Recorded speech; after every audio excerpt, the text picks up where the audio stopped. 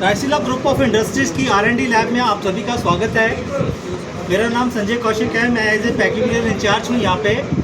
Ma'am Sonia रतन जो है हमारे हेड हैं यहाँ के R&D के, उनके बिहाफ पे वो थोड़ा सा काम में बिजी हैं, तो उनके बिहाफ पे मैं आपको एक्सप्लेन करता हूँ कि how to process the oil, ठीक है जी, और बनता कैसे है और प्रोसेस कैसे होता है उसका, वो सारी ब्रीफली बताऊँगा और कौन कौन से इक्विपमेंट हमारे पास यहाँ पे हैं। सो शुरू करते हैं जी। सबसे पहले आपके यहाँ पे आते हैं हमारे पास पैडी, जो धान जिसको बोलते हैं खेतों से आता है, इसको पैडी बोलते हैं, ठीक है जी। जीरी है सर, ये जीरी होती है। सो उसके ऊपर से छिलका सा उतार लिया जाए जिसको हस्क बोलते हैं। छिलका उतारने के बाद हमारे पास ऐसा राइस आ जाता है जिसके ब्राउन राइस, इसके ऊपर थोड़ी सी एक पत्थर होती है जिसको हम ब्रांड बोलते हैं, पाउडर भी बोलते हैं कई लोग। सो उसको राइस ब्रांड बोलते हैं। तो उसके बाद पाउडर जो है उसका ऐसी फॉर्म में होता है, वो उसको उतारने के बाद हमारे पास ऐसा चावल निकल आता है। सो ये हमें जो मिलता है पाउडर, वो सारे का सारा वहाँ से सॉल्वेंट जो होते हैं ना सेलर्स, तो वहाँ से कलेक्ट करते हैं हम लोग, वहाँ से परचेज़ करते हैं। तो वहाँ पे ये सारा प्रोसेस जो होता है पैडी का, वहाँ पे होता है कि पाउडर वगैरह निकालने का। तो उसके बाद हमारे पास ये पाउडर आ जाता है। इसमें जो तेल होता है 10 to 30% के करीब करीब तेल होता है। तो इसको एक्सट्रैक्ट करने के लिए हमारे पास सॉल्वेंट में हम लेके जाते हैं इसको, इसकी पैलेट बना देते हैं, सेमिया सी बना लेते हैं ताकि इसमें से ऑयल एक्सट्रैक्ट कर सकें, सेमिया ऐसी होती है। सो कन्वेयर के थ्रू उसको हम सॉल्वेंट तक भेजते हैं। उसके 9 to 10 चैम्बर्स होते हैं जिसमें हम सॉल्वेंट स्प्रे करते हैं। सॉल्वेंट स्प्रे करने के बाद क्या होता है कि जो सॉल्वेंट होता है उसको ऑयल को लेकर नीचे चला जाता है अलग स्टोरेज में, और जो भूसा सा होता है जिसको हम DOC बोलते हैं, डी ऑयल टेक। सो ये जो है कैटल फीड के लिए काम आता है, जो जानवरों की खुराक कहते हैं ना, जो पशु रखे होते हैं मेरे, खाद भी कहते हैं, उसको खाद कहते हैं, ठीक है जी। सो खली कहते हैं, सॉरी खली कहते हैं, खल कहते हैं वैसे हमारे यहाँ पंजाबी में खल बोलते हैं, सो उसको खली बोलते हैं। तो ये उस पर डालने के काम आता है, इसमें बहुत रिच प्रोटीन होता है। तो उसके बाद जो है हमारे पास जो तेल एक्सट्रैक्ट हुआ था उसको हम क्या करते हैं, एक्वनाइज़र के थ्रू हम सेपरेट कर लेते हैं। एक्वनाइज़र के थ्रू होता है कि सॉल्वेंट जो है अलग चैम्बर में चला जाता है। उसके बाद जो ऑयल है वो हमारे पास स्टोरेज में आ जाता है, जिसको हम क्रूड ऑयल बोलते हैं। इस तरह का होता है वो क्रूड ऑयल। इसमें बहुत सारे इम्प्योरिटीज़ हैं, अभी इसको हम खा नहीं सकते। उस इम्प्योरिटीज़ को रिमूव करने के लिए हम रिफाइनरी में लेके जाते हैं। तो हमारा पहला स्टेप जो होता है, सबसे पहला उसको हम डिगम्स बोलते हैं। गम्स रिमूव की जाती हैं, इसमें एंजाइम का और थोड़ा सा पानी लगाकर ट्रीटमेंट दिया जाता है ताकि इसमें से गम्स रिमूव हो सकें। तो गम रिमूव करने का से उसको डिगमिंग सेक्शन होते हैं, डिगमिंग सेक्शन में इसमें गम्स निकाल दी जाती है। उसके बाद उसको हम ब्लीच करते हैं, स्पेंट अर्थ और कार्बन की सहायता से हम उसको मिक्स करके एजिटेशन देकर थोड़ा सा टेम्परेचर बढ़ाकर उसमें से उसका जो कलर है और थोड़ी सी इम्प्योरिटीज़ हैं वो वाइप आउट हो जाती हैं, और फिल्टर के थ्रू जो फिल्टर में है हमारा स्पेंट अर्थ वगैरह है वो उसमें रह जाती है। जो ऑयल है वो आगे प्रोसेस होकर आगे चला जाता है। उसके बाद जो अगला स्टेप है वो हमारे पास होता है डिवैक्स। इसमें हम दूसरी इम्प्योरिटीज़ जो है उसको हम वैक्स बोलते हैं। तो उसको रिमूव करने के लिए इसका टेम्परेचर बहुत कम किया जाता है ताकि उसमें से वैक्स रिमूव हो सके। टेम्परेचर को कम करने के बाद हम उसमें से फ़िल्टर कर लेते हैं ताकि फ़िल्टर प्रेस में जो है वैक्स हमारी जम जाए। फ़िल्टर प्रेस में वैक्स रह जाती है और जो तेल है वो प्रोसेस होकर आगे पास आउट हो जाता है। सो वैक्सिंग होगी। उसके बाद अगला जो प्रोसेस है वो हमारे कहते हैं पोस्ट डियोराइजेशन, उसको डीओ बोलते हैं, डीओ करना कहते हैं। तो डियोराइजेशन में हम क्या कहते हैं कि उसका टेम्परेचर जो है ऑयल का बढ़ा देते हैं एजिटेशन देते हुए, ताकि उसमें से वेपर्स बन के फैटी जो है अलग स्टोरेज में चली जाती है। जो ऑयल है हमारा प्रोसेस होके वो आगे प्लांट में चला जाता है। उससे अगला स्टेप जो है हमारे पास विंटराइज सेशन में हम क्या करते हैं कि डीओ वैक्स होती है, उसमें वैक्स को निकालने के लिए हम उसका टेम्परेचर जो है 10 डिग्री के करीब उससे नीचे लेके आते हैं ताकि उसमें से वैक्स निकल जाए, ताकि वो हमारा तेल जो है वो जमे नहीं। मार्केट में जब हम लेके जाएं तो हमारे पास ऐसी कंप्लेंट ना आए कि वो जम जाता है या ऐसा कुछ होता है। तो उसमें से हम उसको ठंडा करके कैस्टलाइजर के थ्रू फिल्टर कर लेते हैं। जो डीओ वैक्स होती है जिसको हम रिफाइंड वैक्स कहते हैं, तो वो उसमें फ़िल्टर में रह जाती है और जो हमारा ऑयल है वो आगे प्रोसेस होके आगे पास आउट हो जाता है। उसके बाद उसमें से थोड़ी सी इम्प्योरिटीज़ और भी रह जाती है जिसको हम फैटी बोलते हैं, जो मैंने पहले प्रोसेस आपको बताया। तो उसको भी हम उसके बाद हम हाई टेम्परेचर पे लेके जाते हैं ताकि उसमें से फैटी रिमूव हो सके। हाई टेम्परेचर में ले जाने के बाद जो लो फैटी होती है वो अलग स्टोरेज में निकल जाती है और हमारे पास हमारा फाइनल प्रोडक्ट जिसको हम पोस्ट ड्यूरेशन कहते हैं ये आ जाता है। तो उसके बाद हम इसको थोड़ा सा स्पेंट अर्थ के थ्रू फिल्टर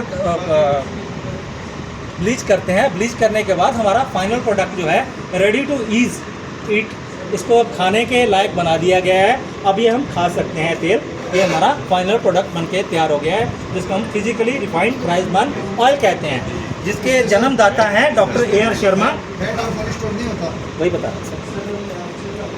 तो जिसके जन्मदाता हैं डॉक्टर ए.आर. शर्मा, ठीक है, जो हमारे यहाँ के CMD हैं, जिनके साथ आपने अभी भी स्नैप की। तो उन्होंने एक दो चीज़ों का आविष्कार किया हुआ है। एक तो ये राइस ब्रान ऑयल जो खाने के लायक पहले नहीं था, उसको खाने लायक बनाया है। उसमें से हमने एक ओरिजिनल प्रोडक्ट जो हमें बहुत सारी बीमारियों से बचाता है, जैसे थायराइड, कैंसर, ठीक है जी, किडनी की प्रॉब्लम, ब्रेन की प्रॉब्लम, हार्ट की प्रॉब्लम, उनको बचाने के लिए ओरिजिनल प्रोडक्ट जो है वो उन्हीं की देन है। हम बहुत बहुत धन्यवाद करते हैं डॉक्टर ए.आर. शर्मा का कि उन्होंने ऐसी चीज़ों का आविष्कार किया और हमारी जानों को बचाया। Thank you. बहुत बढ़िया, शानदार। So various type of equipments हमारे पास हैं। इस तेल को अभी भी हम चेक करते हैं। वैसे तो प्लांट में हमारे पास 2-2 घंटे के बाद सैंपल आते हैं, उनको चेक करते हैं। अगर हमें प्लांट में कोई भी प्रॉब्लम लगती है तो उसको वापस सैम्पलिंग करके और उसके बाद उसको दोबारा प्रोसीड किया जाता है ताकि उसमें कोई इम्प्योरिटीज जो रह गई हैं वो रिमूव कर सकें।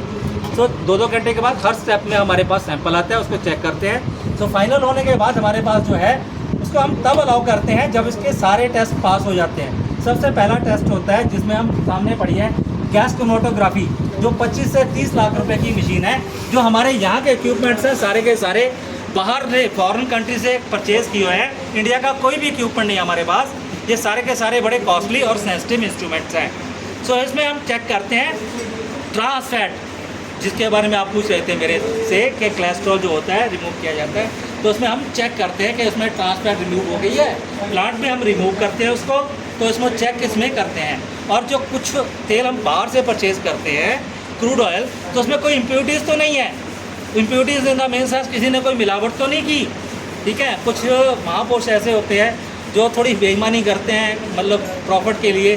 तो उसमें थोड़ी सी मिलावट कर देते हैं ताकि वो हार्मोनेटेड केमिकल्स या कुछ ऐसा चीज़ मिला दें। तो हमें उसको पता करने के लिए हमारे पास वो जो है गैस क्रोमेटोग्राफी टेस्ट है, जिसमें अडल्ट्रेशन टेस्ट किया जाता है। सो उससे आगे चले जाते हैं। हमारे पास ये वैक्यूम लीक टेस्टर है। इसमें हम बॉटल को उल्टा करके तेल भर के उल्टा करके रख देते हैं। 500 mm उसके वैक्यूम देते हैं ताकि हमारे लीक टेस्ट का पता सके हमारा बॉटल का जो ढक्कन है वो लीक तो नहीं कर रहा है। उससे थोड़ा सा आगे आएंगे, प्लीज़ थोड़ा साइड दीजिए। ये वाला इक्विपमेंट है जिसमें हम स्मार्ट स्पेक्ट्रोफोटोमीटर है, इसको बोलते हैं स्मार्ट ट्यूब का, ठीक है जी। इसमें हम पी कंटेंट्स, TBHQ और ओरिजिनल, मैं स्ट्रेस दे रहा हूँ, ओरिजिनल जो टेस्ट हम इसमें करते हैं और कितने % ओरिजिनल है वो इसी मशीन में चेक किया जाता है, जिसकी कॉस्ट 10 to 15 लाख रुपीज़ है। और उससे आगे थोड़ा आ जाते हैं तो सोनिकेटर, और उससे सबसे बड़ी बात जो हमारे पास है वो हमारे पास है जो ऑल ओवर इंडिया में किसी के पास नहीं है, GCMS। ये सामने कमरा है उसमें है रखा हुआ। मैं आपको अलाउ तो नहीं कर पाऊँगा, मैं आपसे माफ़ी चाहूँगा इस बात के लिए कि थोड़ा सा सेंसिटिव इक्विपमेंट है, आपको बाहर से देख सकेंगे। आप राउंड बना लीजिएगा, जब मैं एक्सप्लेन कर दूँगा तो उसके बाद आप देख लेना उसको। तो जो उसकी कॉस्ट है 1.5 से 2 करोड़ के बीच में है। जो अभी यूरोपियन गाइडलाइंस अभी चल रही है ना, तो उसमें कहते हैं कि 3MC हमारे तेल में नहीं होना चाहिए। तो इंडिया में तो ना अभी ये गाइडलाइंस नहीं आई हैं, लेकिन फॉरेन कंट्री में ये गाइडलाइंस उन्होंने कर दी हैं, इम्प्लीमेंट कर दी हैं। तो उसको रिमूव करने के लिए हमारे पास प्लांट में इम्प्लीमेंट कर दिया है। सो ऑलरेडी हम यहाँ पे अपने इंडिया में सबसे पहले इन चीज़ों का इम्प्लीमेंट कर चुके हैं। इस मशीन के थ्रू इसमें चेक करते हैं कि 3MC कंट्रोल है या नहीं है। तो उसके बाद हम प्रोसेस द्वारा फिर प्लांट में करवाते हैं। फिर 3MC कंट्रोल होता है तो इसमें हम चेक करते हैं। तो उसको चेक करने के बाद ही फिर ओके उसके भरने के लिए भेजते हैं। उसके सामने एक और मशीन पड़ी है जिसको टॉक्स 300 बोलते हैं, जिसमें जैपनीज़ मशीन है जिसकी कॉस्ट 30 to 40 लाख रुपीज़ है। क्रूड ऑयल जो हमने बाहर से परचेज़ किया है और हमारे पास भी है, इसमें भी कुछ इम्प्योरिटीज़ होती हैं। तो उसको चेक करने के लिए हमारे पास टॉक्स 300 जापान की मशीन है, तो उसमें हम चेक करते हैं। उससे आगे हम आ जाते हैं तो माइक्रोवेव ओवन है, हमारे पास ओवन्स हैं जिसमें हम मॉइस्चर चेक करते हैं। उससे आगे टेंटोमीटर है जिसमें उसमें हम कलर चेक करते हैं। सो ये सारी इक्विपमेंट्स हैं हमारे पास। डीप फ्रीजर है जो बहुत ही मतलब लो टेम्परेचर पे जाके इसमें हम जो हमारे रीजेंट्स वगैरह होते हैं उसको रखने के लिए या प्रिजर्व करने के लिए, तो हमारे पास वो डीप फ्रीजर भी है। सो हमारे ह्यूमिडिटी चैम्बर है हमारे पास, ठीक है जी। बस और भी सारे इक्विपमेंट्स हैं और एक लैब और हम सेट करने जा रहे हैं जो हमारे MD सर अभी रिसर्च कर रहे हैं। सो उसके लिए हमारे लैब सेट हो रही है, तो उसका फर्दर जो है आपको आगे जब आओगे आप तो उसके बारे में फिर बताया जाएगा आपको। तो अभी रिसेंटली उसकी सारी जो फिटिंग है अभी चल रही है। सो और एक PPM की जब बात करें, हाँ जी, 1400 PPM था पहले, तब 1500 PPM है जी। आप ही की डिमांड पे किया, आपने कहा कि इसमें ओरिजिनल थोड़े से बढ़ा दिए जाएं, तो आपके डिमांड पे हमने उसमें से ओरिजिनल और बढ़ा दिए गए हैं। ये गाइडलाइंस हमारे कस्टमर की तरफ से होती है सर। जो कस्टमर हमको कहता है कि इसमें हमें ओरिजिनल इतने % चाहिए, कलर इतना चाहिए, तो हम वो चीज़ें यहाँ पे प्रोवाइड करवाते हैं। जैसे हम बाहर तेल जो है भेजते हैं तो उसमें ओरिजिनल वो कहते हैं कि हमें नहीं चाहिए, हमें ओरिजिनल की कोई ज़रूरत नहीं है, तो उसमें से ओरिजिनल जो है हम निकाल लेते हैं। निकाल के प्रोसेस करके जो आपने ओरिजिनल प्लांट देखा है तो उसको प्रोसेस करके उसके कैप्सूल फॉर्म में बना के, न्यूट्रासिटिकल प्लांट है जो हमारा, इसमें कैप्सूल फॉर्म में बनाकर वो हमने मार्केट में आप लोगों के थ्रू प्रोवाइड किया है, जिसको गामा ओरिजिनल भी कहते हैं जी। So any query, thank you so much guys. Sir एक ये थोड़ा रिफाइन करते हैं जी सर। तो सर रिफाइन करके वो उस तेल में कुछ ना कुछ मिला के रिफाइन किया जाता है, तो कैसे किया जाएगा? उसमें कुछ केमिकल, या अब ये मत कहना कि केमिकल 2 तरीके के होते हैं, एक तो स्वास्थ्यवर्धक होता है, एक मैंने आपको अभी सबसे पहले मैंने यहाँ से लेकर ये प्रोसेस में किसी भी केमिकल का नाम लिया नहीं लिया। मैंने सबसे पहले आपको बोला कि डिगमिंग जो की जाती है, सबसे पहला प्रोसेस हमारा जो है, मैंने एंजाइम दिया उसको और वाटर दिया, उसमें कोई केमिकल हम यूज़ नहीं करते हैं। That is the physically refined rice without any chemical, कोई भी केमिकल यूज किए बिना निकाला हुआ ये राइस ब्रान ऑयल है, जिसको इसलिए हम कहते हैं कि this is the physically refined rice bran oil. Bleach sir मैंने आपको बताया स्पेंट अर्थ और कार्बन के थ्रू। कार्बन तो आपने देखा ही होगा, कार्बन आपने सुना भी होगा, ठीक है जी, वो उसमें होता है। सर आगे MD साहब हाँ जी, करवानी नदी बस ठीक है, जल्दी आगे सर। सो हाँ जी, इसको जब प्रोसेस में लेके आते हैं तो इसके साथ कुछ मिलाया जाता है ये निकालने के लिए, या इसी से निकालते सॉल्वेंट बताया ना आपको, सॉल्वेंट के थ्रू इसको स्प्रे करके इससे सॉल्वेंट स्प्रे करते हैं। उसके हैं? बाद वही सॉल्वेंट, कौन सा solvent? Solvent various type of solvents होते हैं जी, वो सॉल्वेंट वाले जानते हैं, हम उसके बारे में हमको नहीं बताना। मतलब कुछ ना कुछ इसके साथ मिलाया तो जाता है। हाँ तभी निकलेगा सर।